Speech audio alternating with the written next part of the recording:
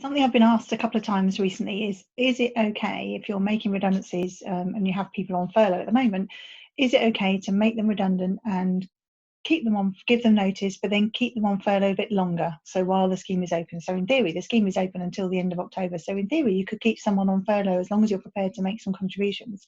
You could keep them on furlough for till the end of October. But people aren't sure whether you can make redundancies, go through the redundancy process, give someone notice, and then just keep them on the scheme.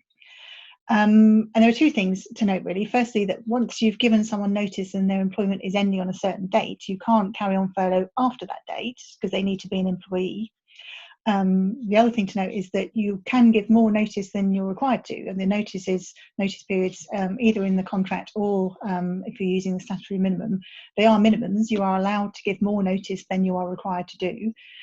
So you could conduct a process now if you know you need to make redundancies. You could conduct that process now and just give somebody more notice than you think than you need to do. So you can keep them employed longer and keep them on the furlough scheme for longer.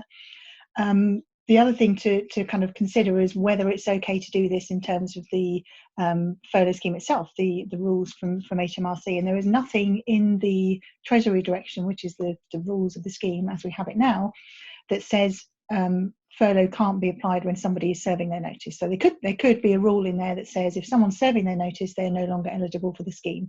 There is no such rule. So there's no reason at the moment anyway to think that you can't do that.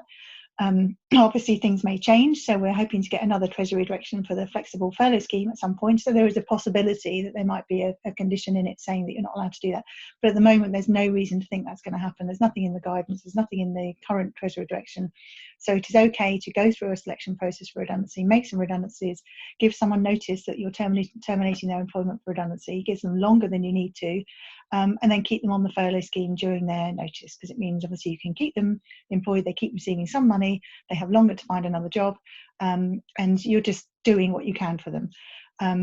You just need to be also careful of the fact that obviously their length of service will increase, they'll stay employed, so the length of service will increase, so they will continue to accrue holiday. You need to check things like their employment rights in terms of how long they've been employed.